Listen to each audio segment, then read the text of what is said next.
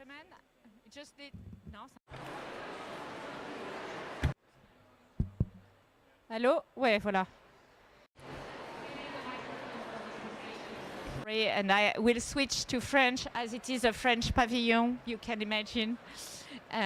So, Monsieur le Secrétaire Général, Messieurs les ministres, Monsieur Mr. Secretary General, Ministers, Mr. Professor, ladies and gentlemen, together with the OECD Matthias Cormann, I am pleased to welcome you to this event dedicated to the International Program for Climate Action, IPAC, launched at COP26.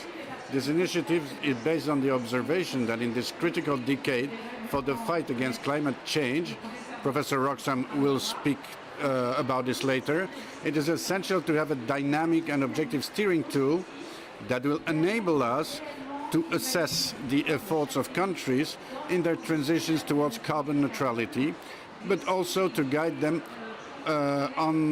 so they know their room for improvement. In the context of the multiple crises we are currently experiencing, this need for transparency and solid benchmarks for action, this need becomes more pressing. To act, we first must measure well with common indicators that provide more transparency and call for stronger action. IPAC is a tool that is supposed to enable the OECD to play its full role to encourage these member countries and non-member countries to accelerate their efforts. To measure, to compare, and to advise, this is the real added value of the OECD in global governance. This remarkably effective method must be used to improve public action for the climate. That exists for the budget, for the school, and many subjects of public policy. And finally, it seems to be obvious to do it for climatic policies of the country. The OECD, with its recognized expertise in statistics and economic analysis, its international organization is best placed to provide the international community with such a barometer on our decarbonization effort, complementary to the transparency framework established under the UNFCCC. In this regard, I would like to thank Matthias Cormann for his commitment and that of his teams to the full success of the IPAC program, and I would like to express again all the France's full support for this initiative and its future development. Our aspiration for IPAC is that this synthetic dashboard of climate indicators becomes an annual reference barometer, not only for countries, particularly the large emitters, but also for civil society, the media, and the academic world. While compliance with climate policy commitments is at the heart of this COP27, which is focused on implementation, IPAC is a tool for sharing information on results as well as good practices. As far as France is concerned, the steering and planning of the dual transition, energy and ecological, are now carried out at the level of the Prime Minister to better guarantee the effectiveness, coherence and transversality of our climate action. We're also in the process of legislating to accelerate the implementation on the renewable energies. I was at the Parliament Saturday night at 3 o'clock in the morning to finish the first reading. I would also remind that France was a pioneer in adopting a green budget. That was a few years ago, to better integrate our environmental and climate objectives in our budgetary choices. At the European level, France supports the rapid finalization of sectoral, global and binding legislation to implement the objective of 55% reduction in CO2 by 2030. You know, this is the climate pact of the EU. It's one of the more ambitious on the world scale, and I hope it's going to be a source of inspiration for many countries, and also a source for cooperation with other countries of the EU, because we'll be putting together new markets and new solutions that will allow us to achieve success.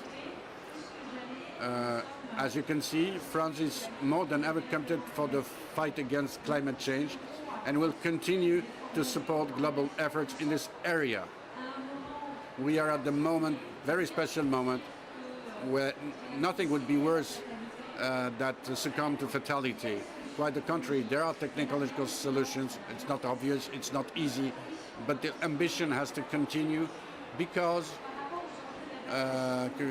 in the context of the adaptation and losses and damages, the action, the most relevant action is attenuation. We need to have this will of quick decarbonization, to share information, to transparency. Will be unable to play with all the sectors involved, but it's a key for us that will allow us to succeed without minimizing other, of course, adaptation challenges. This is my final message, is this transparency is servicing the effectiveness. This in the context of the French, the Accord de Paris commitments. Thank you very much.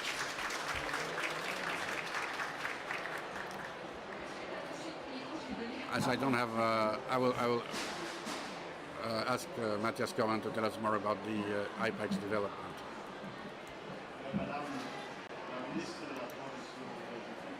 Madam, for France, Madam Minister, dear colleagues, I'm happy to have you here at this panel. Together, France, OECD, for climate actions. It's called IPAC. Allow me, first of all, to thank the French government, in particular the minister and his team, to host us here at the French Million, but also for the leadership and the strong support of France for IPAC since the very beginning of it. I would also like to thank our panelists to be with us today.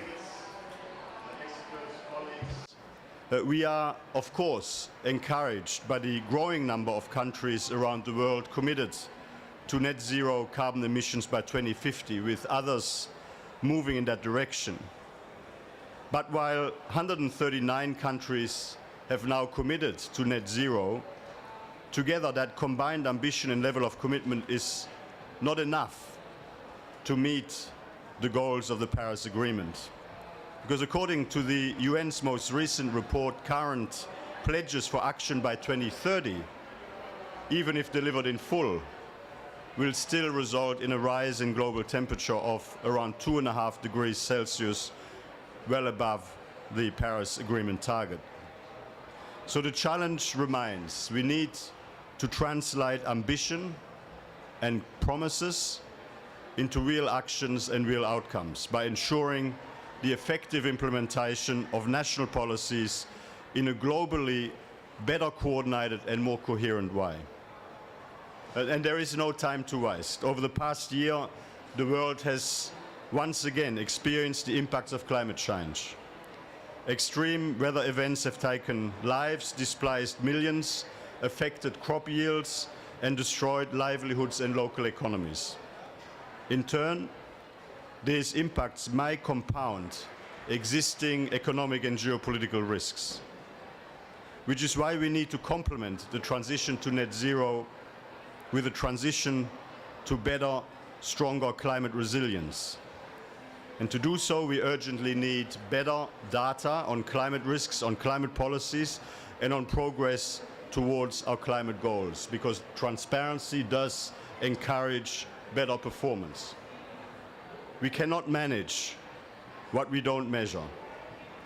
The International Program for Action on Climate, or IPAC, provides regular monitoring of progress towards national commitments and global net zero trajectories. It also supports countries by identifying best practices and by providing a platform for dialogue on climate action.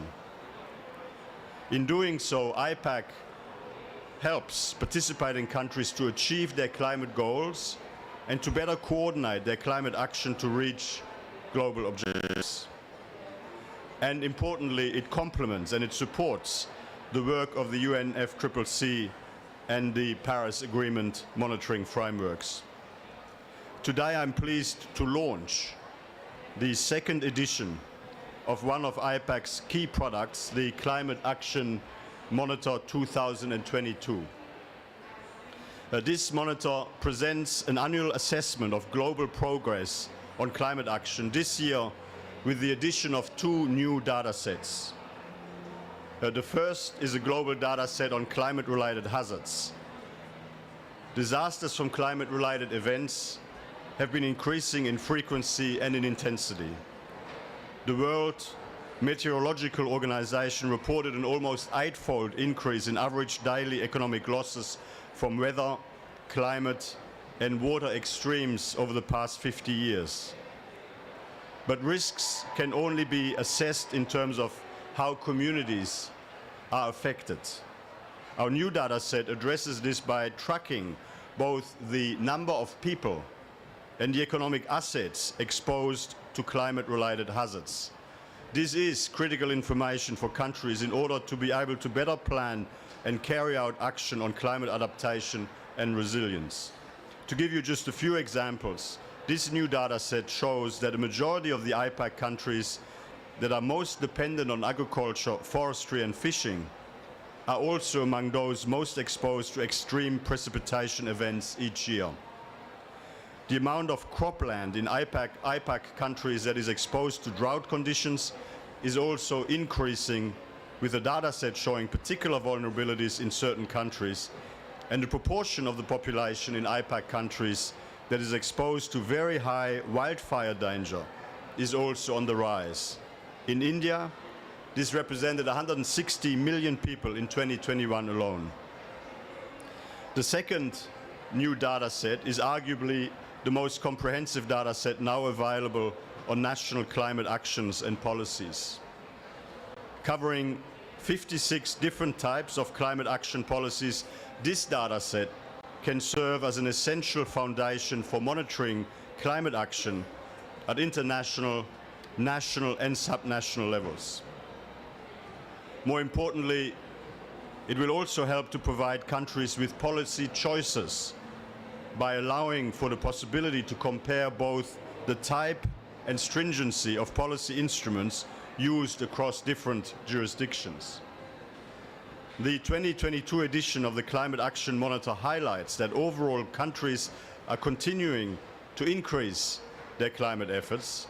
The report indeed shows that on average over the period from 2010 to 2020, the countries covered under IPAC accelerated both the adoption of climate policies and the stringency of those policies. Progress has been particularly notable in certain areas, including minimum performance energy standards for electric motors and appliances, energy efficiency building codes, and air emissions standards for coal-fired power plants. The monitor also highlights that the mix of climate policy measures understandably and rightly varies across countries. Countries can and should use a suite of market and non-market-based policy measures that best suit their national circumstances. But the report also points to the fact that despite these very positive signals, our combined efforts need to go further. More can be done and more must be done. Countries need to adopt the full range of appropriate policies available and ensure the full and effective implementation of those policies.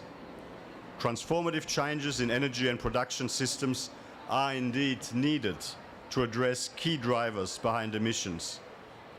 Unsustainable consumption and production patterns must change if we are to combat climate change over the long run. And by better understanding and coordinating our respective policy efforts, we can maximize their impact. That is the ambition at the heart of IPAC. So let's continue to work together, define strong pathways to achieve the goals of the Paris Agreement, and let's really use IPAC as a tool to help us get there. Thank you so much for giving me the opportunity to say a few words.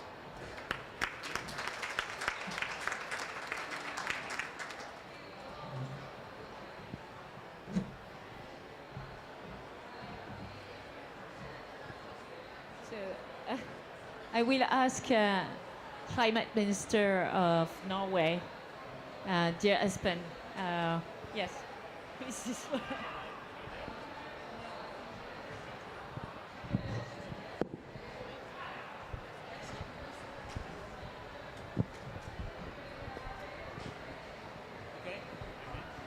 analysis.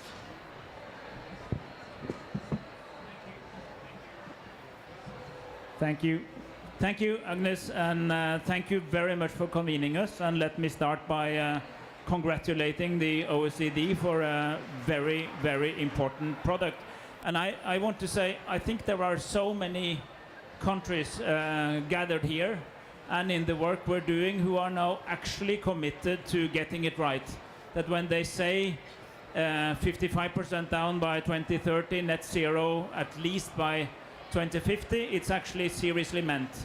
But we don't always know how to get there. And in order to know how to get there, we need to empower knowledge. And we need to have data that helps us to show how we're doing, how others are doing, because maybe I can learn from France and once upon a time Lance from me, so that we can compare and inspire each other, and also be very open on the fact that there may be several routes to the same outcome, but we really need knowledge, because what counts is what's being counted. What counts is what's being counted. In order to have a feedback mechanism from policy making to implementation, to analysis of success or failure or degrees of success, we need this kind of data. And Norway recently presented, adjacent to our national budget for 2023, for the first time we presented something which is not exactly your model, but somewhat inspired by it, which is say, what is the climate impact of the budget of next year, and how does the budget of next year take us to 2030? We haven't really begun on 2050 yet, but at least 2030. It's the first edition. So we took the data we always produced, I mean always for some years now, about how did we do, but then we say how do we think we will be doing, and what is the connection between decision A and emission reduction B. And then what we learned is that this is very hard. On certain instruments of power, of governance, you actually know reasonably well. You can increase the fee and you can calculate more or less the behavioral change. But for a lot of other instruments, including the more attractive ones like facilitation of investment in new technology, we don't really have the instruments that shows us what would a government do if they really want to be committed to this. So we are working very hard now on this empower knowledge argument. And in that work, I think it's incredibly important that we get sort of better data of how countries are actually doing, because it's not only to know how we did, but how we will do around the corner. But we need to have this feedback mechanism. So we have told our national systems, our environmental directorate, and the different instruments that we have to really shape up on trying to predict the effect of different policy outcomes. What they tell us is that we'll do our best. It's hard because it's not exact science, at least not yet. But we really, really need to work together, and I think what the OECD is doing here is great. And I also would like to say that we are now at a climate COP, COP27. In a month we have COP15, which is the biodiversity COP or the nature COP. And I think that the more people are starting to take net zero concretely and actually get real on what that is, you will realize that you cannot really get to net zero just by emissions reduction from transport and industry and housing and concrete and cement production. You also need to partner with nature for the nature-based solutions, many of them, but including those that helps us to do carbon capture and storage. I'm a true believer in industrial CCS, but I also know that leaving the forest to do its job for free simply requires me not to cut it down. So there are a lot of things here that we also have to bring into this analysis as we progress forward. And I think we are now really at a moment where people go from goals to plans and to implementation of plans. And I just want to say, as I like to say here, that goals are good. We need the goals. Plans are better. And implementation of plans is even better, because that's actually what takes us to real results. So you will not be able to do that if you don't have this kind of science-based knowledge, and to have a deep respect for the scientific inputs. I cannot say that strongly enough. in a world where too many arguments are made up in alternative worlds. I think those of us who are trying to get this right need to show that we think, we truly believe, and we will be able to demonstrate that our action actually takes us to a better future. And that's sort of the context in which I want to welcome and strongly endorse this work that OECD is doing, and also say, I mean, I'm really happy that you bring us together, because I know the French government has really taken an integral, transversal approach to how you actually do this, because it's not necessarily in our ministries, whether we do energy or climate, we don't have all the emissions in-house. It's our colleagues that are doing a lot of the emissions, and hence we need to have a system where everything we do in government on all levels, and how we incentivize industry and consumers to see that as a holistic package. And I think that's very much the message, and I'm very glad to be able to be here to promote it with you. Thank you very much, and I think, thank you. Very fruitful contribution. Maybe Maximiliano, as Secretary of State in charge of environment in Chile, you may have your own vision of this IPAC initiative. Thank you. Hello, everyone. Thank you for the invitation to take part of this important panel. I would like also to congratulate OECD for this report. I'm looking forward for the country note with specific recommendations for the next year. As the report exposes, countries are facing a multitude of complex countries, and Chile is not the exception, even potentially intractable issues. The recovery from the COVID pandemic, rising energy prices, inflation, and global economic downturn are some of the most significant, but these are pressing and difficult, but without a doubt, climate change remains the principal global environmental, economic, and social challenge of this century. For the side of Chile, Chile has gained a leadership within developing countries because of our ambitious goals. Chile is working on the strengthening its NDCs, increasing ambition in all its components, as well as placing a special focus on transparency, clarity, and monitoring of the targets set. We also seek to increase ambition, strengthening commitments on protected areas, incorporating nature-based solutions, and on the reduction of methane emissions, ending the growing trend of methane emissions.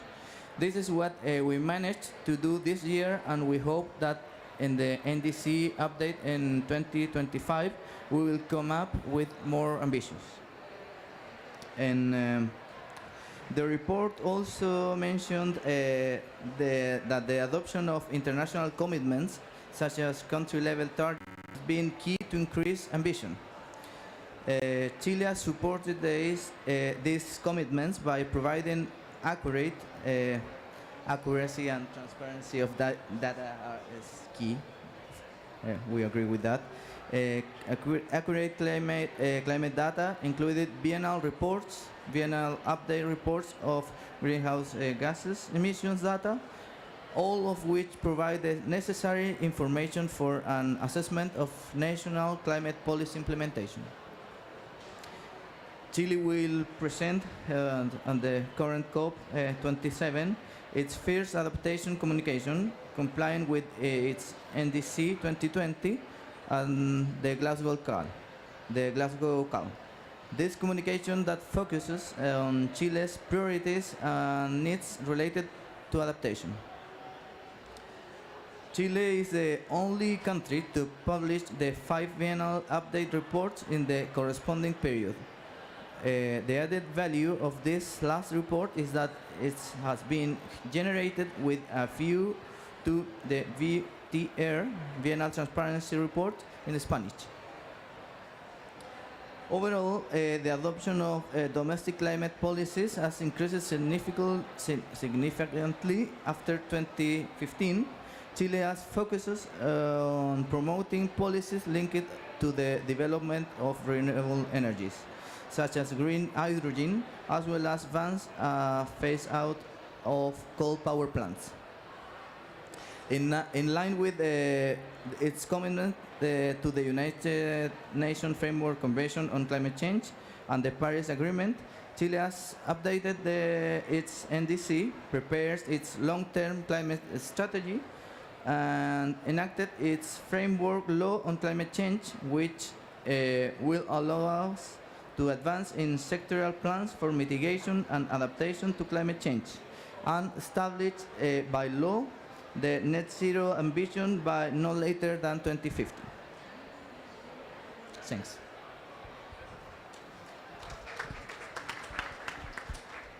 So I will leave now the floor to the expert.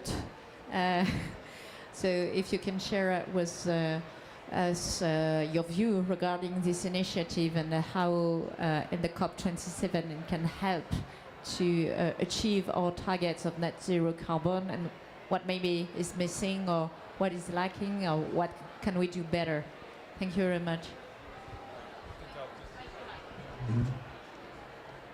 Yeah, I think this is, so thanks for this opportunity, Minister Agnes Pannier-Runacher and Minister Espen Barth Eide and dear colleagues, friends.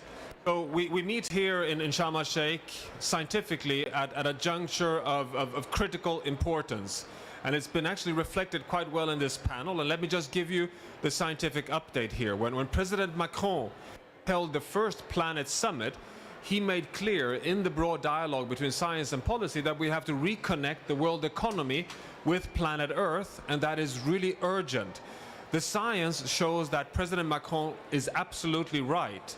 The planetary boundary science now shows clearly that we are at risk of destabilizing the entire planet.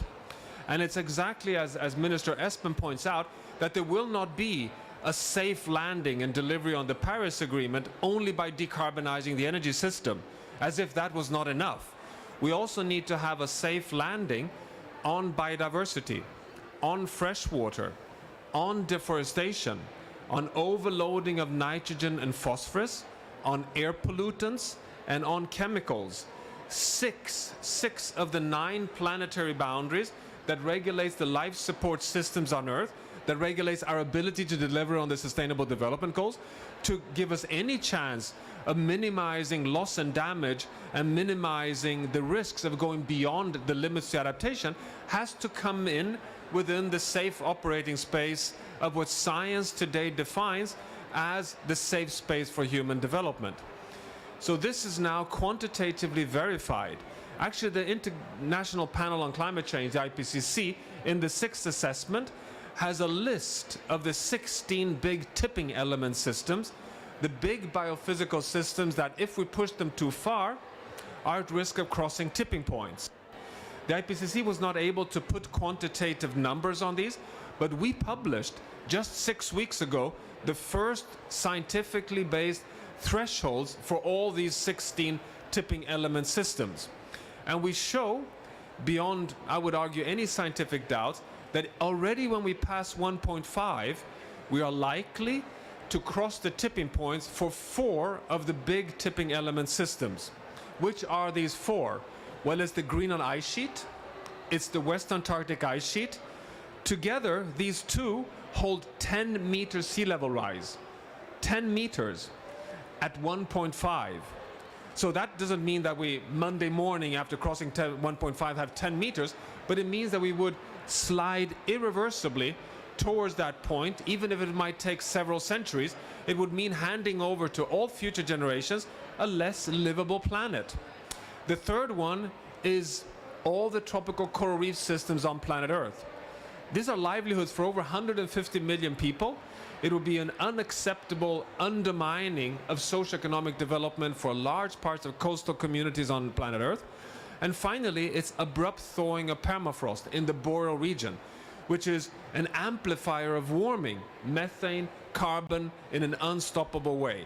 So 1.5, dear friends, is a real scientific planetary boundary. We have to do everything we can to have a safe landing. So that's what science says. But how does it connect to IPAC? Well, when you think of it, if science defines a safe operating space, zero loss of biodiversity, 90 trillion grams of nitrogen, 1.5 degrees Celsius for carbon, well, that translates into budgets. It translates into quantitative, finite, absolute budgets that have to be respected, and therefore we have to account for them, but they also have to be shared in a fair way across all nations in the world. So we're suddenly talking about a new endeavor for world development. To stay within planetary boundaries means staying within budgets, means accounting for them, and means really adopting a pathway that combines nature with climate in a quantitative way. So I would also like to congratulate IPAC and OECD and all this effort, because it is true that we need a barometer. We need to measure our relationship to how we are doing against all these boundaries on planet Earth. And this is urgent, but I would argue also that we have all the technologies to do it. We have the Earth observations, we have the science in place, and we have the accountability opportunities, and we also have most countries and businesses willing to step up for this challenge. So let's get down to work. Thank you.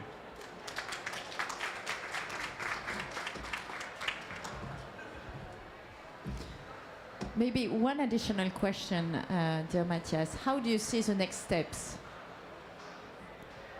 Well, we've got to use it as a tool. One, we've got to continue to populate it with more data, and of course, year in, year out, we'll be able to do that. And then we've got to use it as a tool from which we first encourage more action to the extent that there are gaps, but also to use it as a tool for learnings, like learning from the best practices that are proven to be effective in key parts around the world. Very clear. Do we have some questions within the room? Yes?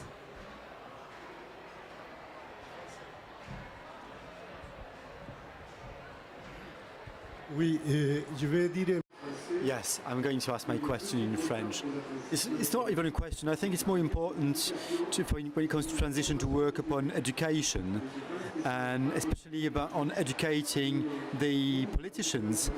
We've created a European program thanks to the help from President Macron. By the way, we started a help program that we share with many countries, 15 languages, 1 million children. I'm extremely happy to have somebody from Chile, because I'm from Chile as well. So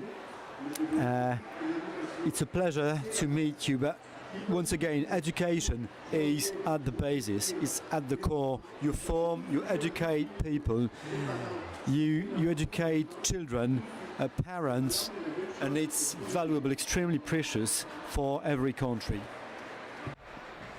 So it's more a comment than a question, raising the fact that education and education of the people in charge of public policy is key also to succeed as part of the action for climate change. Maybe another comment?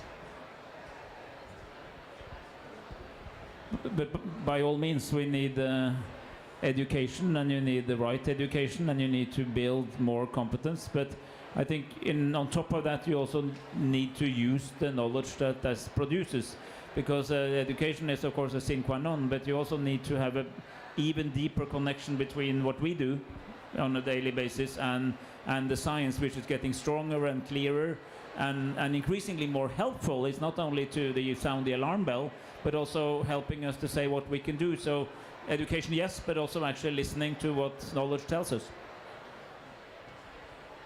Well, any other comment?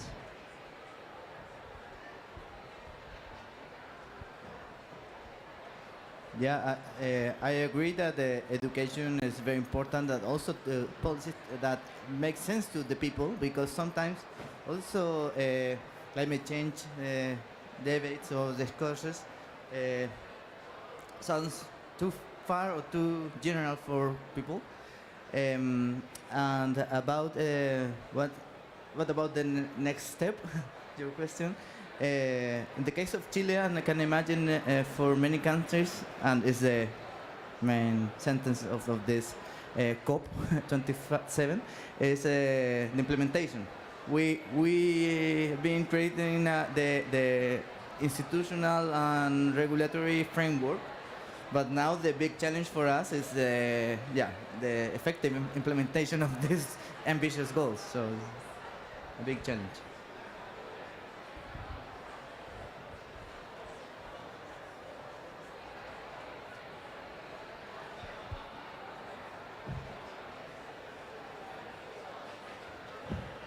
Allô, allô. Bonjour. Hello. What's happening currently in France, as you know, the Article 49.3 has been used in France with a low about billions for buildings renovations. Why hasn't been? Why did the nays have it? Because did you find it not bold enough? And it was last Monday, in fact, that we have this discussion on what is the right level for how to renovate buildings so that we can reduce CO2 emissions. And the message we convey at the Assembly was that, in fact, we increased our budget by 40%, 40, since 2019. So we come from less than 2 billion euro to more than 2.5 billion euro. So that's first of all. And the point is, today we are struggling to really accelerating innovation, renovation of households buildings because it's complex, because we don't have A to Z process and taking by the hand the households to have the administrative process, financing process, decision over what they should renovate and what not. And in fact, by the end of the day, we have around 80,000 global renovations that are really game changer, and 700,000 improvements, but maybe that miss their targets. So 700,000 households in our country that benefit from public support. They do something to renovate their home, but it's not enough when you have in mind all that has to be delivered. And what we say, so just to answer your question, is that it's not at this moment of time a question of money. We are discussing the money for next year. So with 2.5 billion euro, we are able to address the situation of next year when you take into account all the people that will ask for money, and you know that it is an open budget. So should we have additional supports to be given, we will, because it's not closed as an envelope. What we need to do better is to address the situation that of people that are very vulnerable and not in a position to do all the administrative red tape and to find the right companies to do the job. And in fact, to improve also the efficiency of the overall system. It is split between different institutions. Some are part of the national governments and are part of the local authorities. Everybody wants to help, but it's not well organized enough, clearly. So that's exactly what we point out. So to come back to your question, at this moment of time, and this is why we launch a large inspection, which I don't know in English, we will try to improve the system and the processes before increasing the public support. because the public support is not what is at stake now. That doesn't mean we will not need additional public money in the coming years, but at this moment of time, with 2.5 billion euro per year, we should do better. And this is on which we want to focus in the next coming weeks, because we will have the feedback of the inspection we have launched. Thank you. Last question.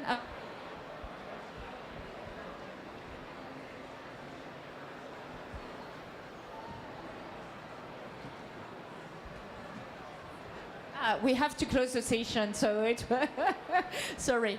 So thank you very much for attending this session, and thank you to all the panelists for sharing their view, and I hope that IPAC will be good. So thank you to do the final word.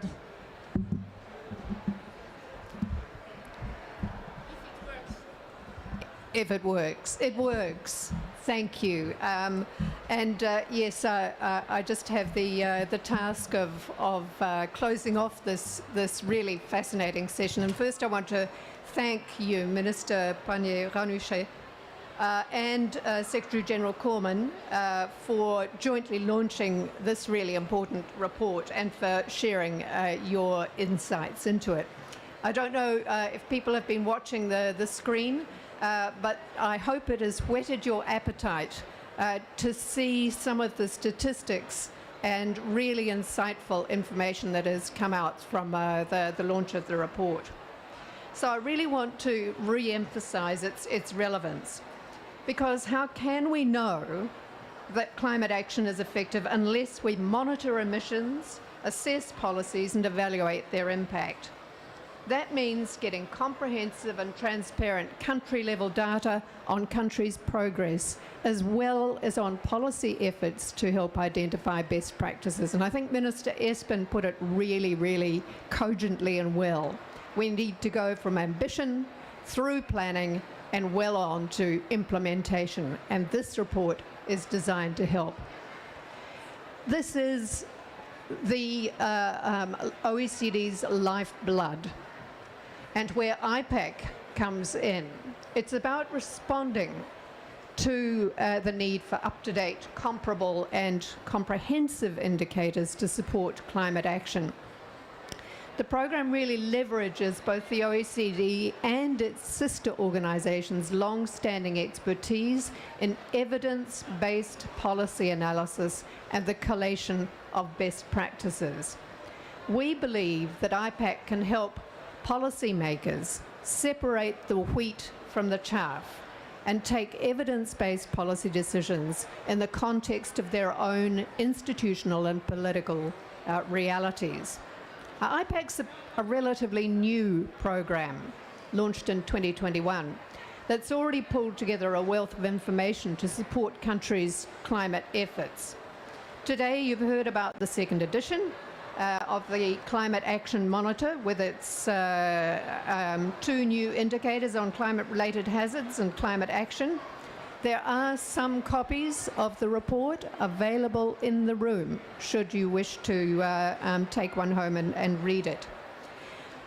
Minister, you asked where to next, and there is important work still to be done on indicators for adaptation, for the just transition, for finance, as well as more drilling down with an assessment of progress through individual country notes. And the Undersecretary from Chile pointed out, to me, I think that's going to be one of the most exciting aspects of IPAC's work.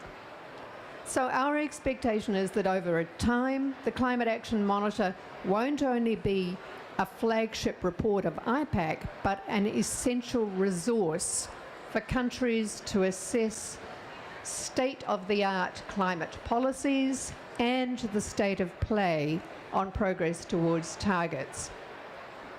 I would like to sincerely thank the French government, not only for providing the venue and organising this event today, but for their continued strong support for IPAC and their leadership on climate change issues, together with the many countries that have contributed to the IPAC program so far. Really grateful thanks also to the ministers of France, Norway and Chile, as well as to Johan Rockström. Thank you for not being, I think you went beyond the gloom to give us hope, despite all the alarming, truly alarming statistics and information that is out there about the urgency of the need for action. So thank you all for joining us today, and thank you for the panelists for their support, their invaluable support for this important work. Have a good evening.